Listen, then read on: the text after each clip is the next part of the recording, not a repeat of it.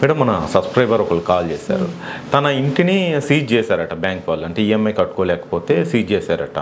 సరే ఇల్లు పోయింది కదా అని చెప్పేసి అనుకున్నారట. కానీ చెక్ బౌన్స్ కేసు రన్ అవుతుందట. ఆ బ్యాంక్ వాళ్ళు వేసిన చెక్ బౌన్స్ కేసు ఏంటి, అలా ఇల్లే వెళ్ళింది కదా, ఇంకా ఈ కేసు ఏంటి అని చెప్పేసి అంటున్నారు.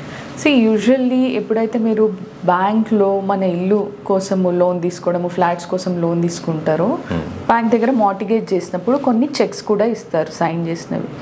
సో ఇప్పుడు ఈఎంఐస్ కట్టనప్పుడు వాళ్ళు చెక్ బౌన్స్ కేసు ఫస్ట్ వేసి ఉంటారు. దాని తర్వాత చెక్ బౌన్స్ కేసుకైనా భయపడి వీళ్ళు ఈఎంఐస్ పే చేస్తారు అని డెఫినెట్గా బ్యాంక్ ఉద్దేశించి ఉండొచ్చు. ఆ తర్వాత ఇతను రీపే చేయకపోవడం వల్ల ఈ బ్యాంక్ ఏం చేసి ఉంటుంది, SARFAESI act through proceeding start చేసి ఈ ఇంటిని వేలంపాటలో అమ్మేసుకోవాలి అని చూసి ఉంటారు. అయితే ఈ ఇల్లు ఇంకా ఆప్షన్కి వెళ్ళిందా లేదా మనకి ఇందులో క్లారిటీ లేదు. ఆప్షన్లోకి వెళ్ళి నిజంగా మీరు ఏదైతే ఉందో డబ్బు కట్టవలసి ఉందో బ్యాంక్కి అదంతా క్లియర్ అయిపోతే ఆ చెక్ బౌన్స్ కేసు మనం క్లోజ్ చేయించుకోవచ్చు. ఓకే, లేకపోతే అది ఇంకా నడుస్తూ ఉంటుంది డెఫినెట్గా.